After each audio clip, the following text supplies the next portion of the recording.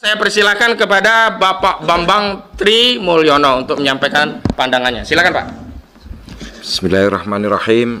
Assalamualaikum warahmatullahi wabarakatuh. Waalaikumsalam warahmatullahi wabarakatuh. Alhamdulillah, syukurillah, wala hawla wala quwata illa billah. Allahumma sholli ala sayyidina Muhammad wa ala ali sayyidina Muhammad.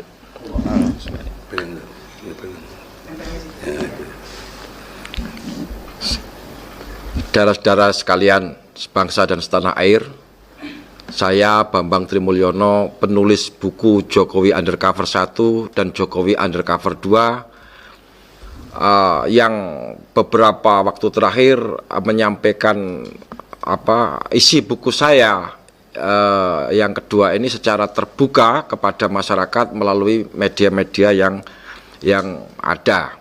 Gitu. Maksud saya adalah bahwa sebenarnya kita dalam keadaan yang ini bahasa saya, bahasa analogi saya, kita sedang berada di dalam tepi jurang kehancuran sebagai bangsa dan negara. Baru di tepi. Ya mungkin sudah jatuh, tapi pokoknya ini to be or not to be yang harus kita lakukan dalam mencegah keberlanjutan keadaan keadaan yang sangat membahayakan ini. Karena ibarat kapal kita ini dipimpin oleh nakoda yang tidak punya ijazah pelayaran. Masya Allah. Jadi kita tidak tahu apakah menabrak karang, apakah akan keliru arah, akan mendarat di pulau setan dan sebagainya, kita tidak tahu. Menurut saya ini perlu saya sampaikan. Jadi secara hukum saya tahu ya bahwa pengadilan yang berlaku adalah asas sebaliknya, presumption of innocent, yaitu artinya dia boleh menyampaikan pembelaan sebelum gitu loh. Adapun saya sebagai penggugat ini bukan untuk kepentingan saya sendiri. Ini adalah kepentingan seluruh bangsa ini. Coba kalau kita berpikir agak tenang gitu ya. Kalau bisa kita buktikan di pengadilan bahwa ijazah Pak Jokowi SMA itu palsu, maka otomatis dia tidak sah menjabat sebagai presiden sejak 2014. Meskipun yang kita ajukan ini bukti-buktinya berkait dengan yang 2019 untuk menyederhanakan gugatan saya kira. Tetapi kan ijazah SMA yang ditumpuk sama aja. Yang palsunya sejak 2014. Artinya sejak 2014 kita tidak mempunyai negara. Nah, coba kita berpikir tenang sedikit. Jangan pikir pro kontra. Jangan a priori terhadap apa yang saya lakukan. Yaitu. Berarti utang-utang yang ditandatangani pemerintah ini kepada pihak-pihak lain selama di dalam masa kepresidenan Pak Jokowi tidak sah secara hukum, batal demi hukum. Itu artinya kalau kita bisa buktikan itu, kita bisa membebaskan anak cucu kita dari beban hutang itu, ya kan? Saya juga mempunyai pandangan yang jelas terhadap masalah utang ini. Utang yang harus dibayar oleh anak cucu itu secara paradigmatik sudah salah. Masa kita yang tanda tangan yang nanggung anak cucu, gitu loh. Secara paradigma waktu. Sekarang paradigma ruang. Orang yang berada di pojok desa yang jauh dari jalan tol itu nggak tahu urusannya apa-apa dengan jalan tol, tidak pernah mengambil keuntungan apapun dari keberadaan jalan tol. Tiba-tiba dia dan anak cucunya menanggung utang untuk yang dipakai untuk membangun jalan tol itu. Benar saja sudah salah secara paradigma, apalagi ditandatangani oleh orang yang tidak sah untuk menandatangani itu. Jadi sebenarnya ini masalah-masalah yang kita pentingkan. Nah, jadi kalau gugatan ini berhasil, ya kita bisa membuktikan ijazah Jokowi ini palsu, maka yang bahagia adalah seluruh rakyat Indonesia tanpa pandang bulu. Jadi saya heran kalau ada pihak yang menghalangi usaha pembuktian hukum untuk membuktikan ijazahnya Pak Jokowi palsu. Gitu loh. Gitu. Jadi tidak ada ruginya kita membuktikan. Kalau memang Pak Jokowi punya ijazah beneran, nggak sulit beliau membantahnya. Gitu. Sangat mudah, apalagi dia presiden, tinggal panggil saksi-saksi yang saya sebutkan di buku saya. Apa susahnya menjawab itu? Gitu loh. Dan sebagai rakyat, ya, saya kira itu penting sekali. Jadi ini tidak ada niat apapun selain demi kebaikan, kemaslahatan seluruh bangsa dan negara. Apapun motivasi saya, tidak ada yang lebih rendah daripada niat utama itu. Kalau membuktikan secara hukum, dan saya yakin bisa, seluruh pengacara saya ini bisa membuktikan bahwa ijazahnya Pak Jokowi SMA itu palsu atau dibuat dan dipakai secara melawan hukum. Nah, itu intinya. Adapun pertanyaan kedua, ini tidak menyangkut hukum, tapi orang ini kan heran, Bambang Tri itu seberapa dekat dengan Jokowi, kok bisa tahu semuanya, ibaratnya celana dalamnya Pak Jokowi warnanya apa kok sampai bisa tahu, kan gitu kan. Ini apa tamsilnya gitu. Nah, ini saya jelaskan secara pribadi, saya tidak kenal dengan beliau ya. Jadi usia juga jauh dari beliau 61, saya 51. Secara geografis juga jauh, beliau Blora, saya Blora, beliau Solo, ya loh. Tetapi saya ini orang Blora, dan bapaknya Pak Jokowi, Pak Heru Purnomo, itu sering datang ke Blora, ya loh. Sehingga saya banyak mendapat cerita-cerita tentang bapaknya Pak Jokowi itu, termasuk kemudian Pak Jokowi sendiri itu ke Blora. Jadi kebetulan ada persinggungan sejarah gitu, Pak. Itu yang membuat saya tahu, dan kemudian menelisik dalam lagi, gimana sih Pak Jokowi ini kok abal-abal semua informasinya gitu loh. Yang paling abal-abal saya sebutkan, misalnya ada orang tua sudah pikun, Pak Kasmujo diseret-seret ke atas panggung, inilah dosen pembimbing skripsi saya galak, beliau dulu galak sekali, saya ajukan dibentak balik gini, galak sekali. Dan semua berita yang mengcover acara itu, inilah dosen pembimbing skripsi Jokowi, karena memang kesannya Pak Jokowi itu dosen pembimbing skripsi kan, mengkoreksi skripsinya Pak Jokowi. Nah, dalam buku saya ini saya sajikan data di mana Pak Kasmujo melalui konferensi pers mencabut atau menolak omongan Pak Jokowi itu resmi, tertulis, terdokumentasi, saya bukan pembimbing skripsi Jokowi. Kan selesai, berarti Pak Jokowi bohong. Itu UGM ya? UGM. Ya, ini sekedar ilustrasi sebenarnya. Jelas. Sebenarnya kalau UGM ini nggak masalah, palsu juga nggak masalah. Yang tercantum di undang-undang Kita fokus ke Pak Jokowinya saja. Pilpres itu SMA. Nah, makanya saya fokus ke SMA itu, seluruh saksi-saksi sudah saya temui, dan memang ini kalau saya ditanya kok bisa tahu semuanya, ini memang ada campur tangan Tuhan, Pak. Masya Allah. Gitu. Satu hal saja, bagaimana saya bisa mendapatkan nomor orang-orang yang harus saya temui itu komplit dan aktif. Saya sendiri masih bingung bagaimana cerita awalnya saya dapat nomor-nomor itu, gitu loh. Ya memang komplit, namanya dokumen cemplon, gitu. Jadi saya punya nomornya Joko Wahyudi segala macam itu, sehingga saya bisa melakukan recheck sebagai wartawan, gitu. Tadi mengenai kedekatan,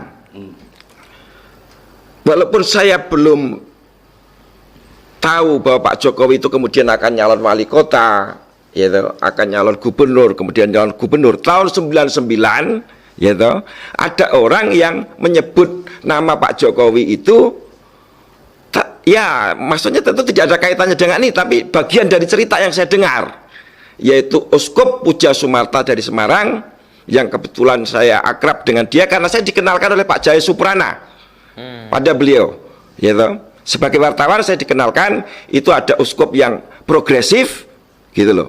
Artinya apa?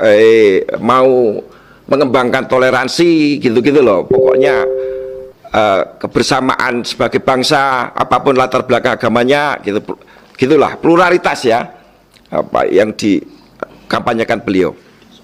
Nah di situ saya mendengar keterangan beliau bahwa Pak Jokowi ini Katolik. Beliau sebutkan nama baptisnya Hermanus. Itu kan kemudian ketika ada persoalan dengan Pak Jokowi kan segar kembali ke memori saya. Nah, kemudian saya cek ulang tahun 2015 kepada beliau, beliau menyanggupi dan menegaskan lagi, ya benar yang kamu ingat itu betul. Saya kan takut lupa gitu, itu ada gap 99 sampai 2015. Ternyata itu dikonfirmasi beliau. Cuma ketika saya minta untuk apa melihat data-datanya gitu, beliau menyanggupi, tapi Tuhan berkehendak lain, beliau wafat tahun 2015 di Rumah Sakit Bethesda Yogyakarta. Ya, ini kedekatan. Kedua, masalah betapa seringnya kunjungan orang tua Pak Jokowi dan Pak Jokowi sendiri ke Blora. Hah? Karena kemudian saya banyak dengar cerita toh, karena saya orang Blora toh. Ya, ini kedekatan psikologis Pak Egi. Kedekatan apa gitu ya, bukan kedekatan fisik. Tapi sempat bersama nggak sama Jokowi? Enggak sempat bersama. Saya pernah melihat Pak Jokowi itu waktu beliau mau dicalonkan sebagai Gubernur Jawa Tengah di Panti Marhen Semarang. Tapi kan bareng-bareng, saya kenal beliau nggak kenal saya gitu loh Pak. Gitu. Kemudian waktu pencalonan Gubernur Jakarta juga saya pernah ikut-ikutan waktu. Artinya nggak ada motif dendam kan sebenarnya, karena nggak ada gitu loh, gitu. Terus kalau dendam itu kan motivasinya jelek, menghukum Pak Jokowi. Hah? Enggak, saya malah justru sarankan kita bangsa Indonesia harus berjiwa besar, memaafkan Pak Jokowi apabila beliau berani mempertanggungjawabkan perbuatannya sendiri. Orang normal itu harus berani mempertanggungjawabkan semua perbuatannya di depan hukum tentu saja, ya, gitu. Yang penting adalah tadi maksud yang lebih besar tadi. Kalau ini kita berhasil, yang bahagia adalah seluruh rakyat Indonesia karena terbebas dari beban utang luar negeri yang nggak jelas urusannya itu. Masa ada tetangga lewat tanda tangan terus kita suruh bayar utangnya, ya kan? Dan tidak cuma itu, anak cucu kita bahkan yang belum lahir 2-3 generasi, ya, itu juga ikut terbebas. Kan bahwa ijazahnya Pak Jokowi SMA ini palsu, berarti semua keputusan dia tidak sah, termasuk ketika utang-utang itu dibuat, gitu. Apa yang jelek dari motivasi semacam ini? Kenapa Anda bully saya?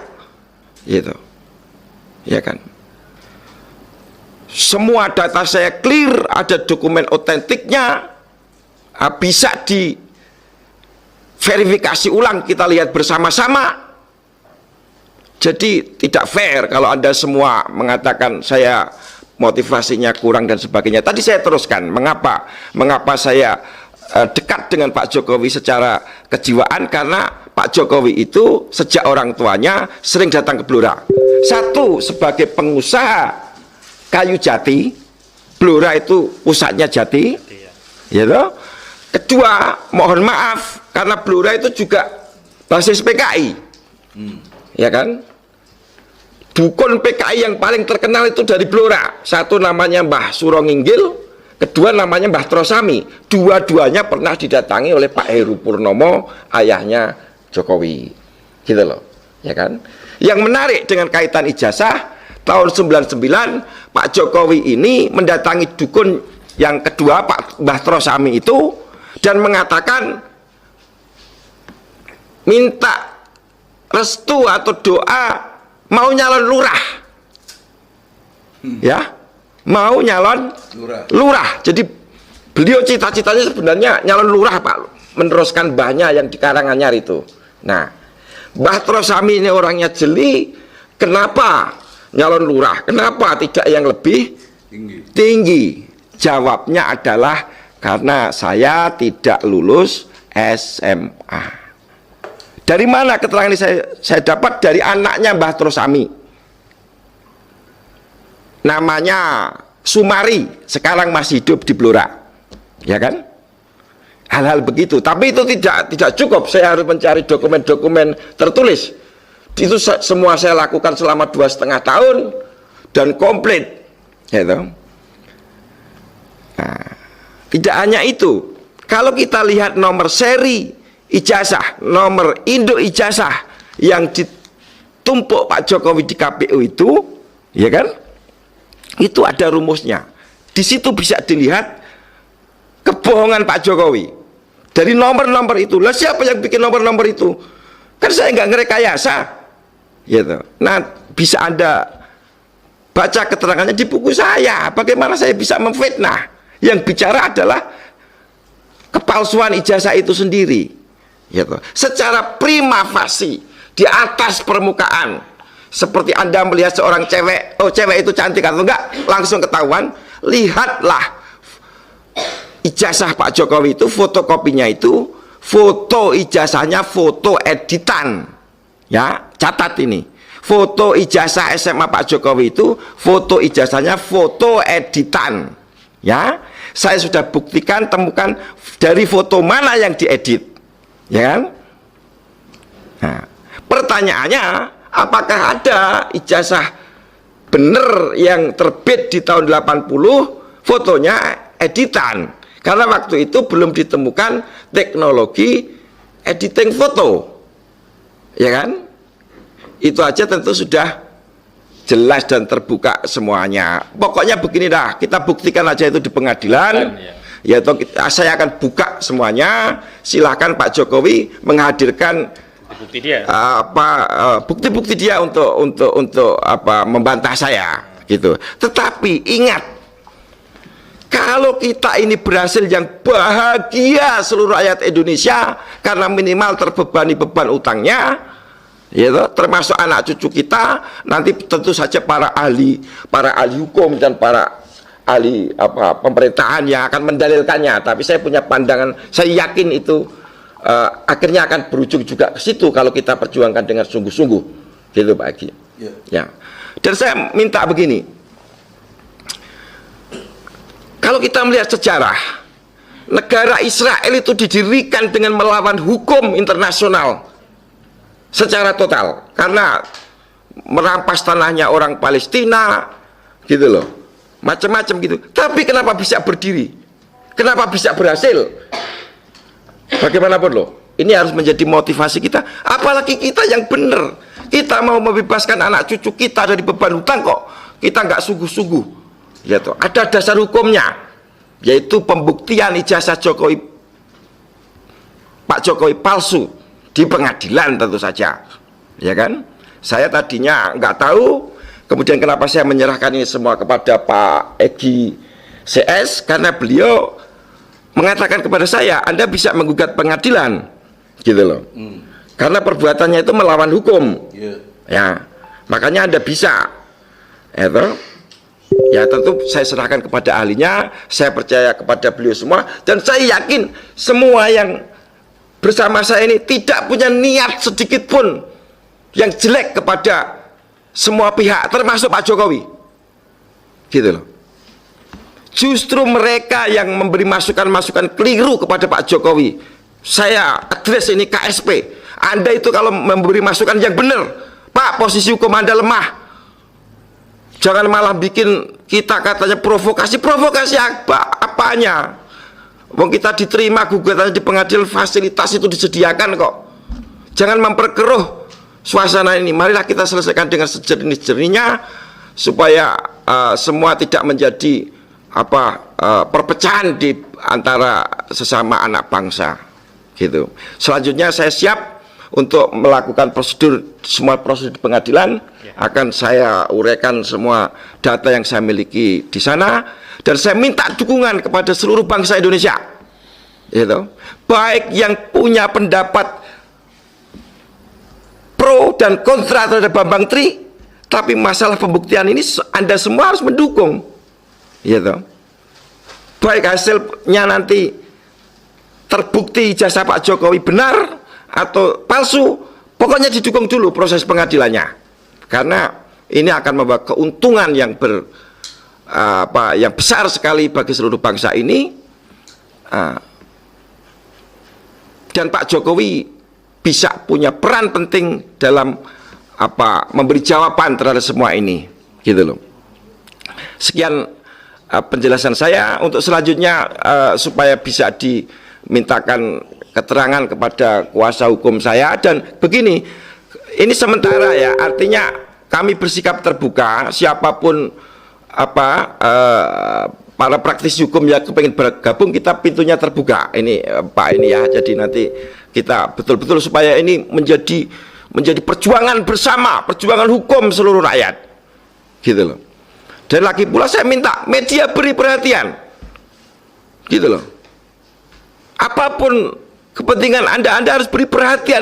Ini masalah penting, masalah yang menyangkut nasib dan masa depan anak cucu kita, gitu. Kalau bangsa kita ini yang sudah 50 tahun ke atas ini, paling 10 tahun, 15 tahun lalu sudah mati, ya toh. Jadi kita tidak bertindak atau tidak berbuat hanya untuk kepentingan kita, tapi untuk anak cucu kita, masa depan bangsa ini apakah bisa pulih menjadi bangsa yang besar, yang kuat, yang tidak punya hutang luar negeri, yang membangun di atas kekuatan kaki sendiri, ya toh, dan sebagainya dan sebagainya. Sekian keterangan saya. Mudah-mudahan Allah Subhanahu wa taala menolong kita. Amin, amin, ya Rabbal alamin. Dan membebaskan seluruh rakyat dari prasangka buruk terhadap niat daripada menggugat ijazah palsu Pak Jokowi ini di pengadilan. Amin. Sekian, mohon maaf bila ada kata-kata yang salah. Wallahul muwaffiq ila aqwamit thoriq. Wassalamualaikum warahmatullahi wabarakatuh. Waalaikumsalam.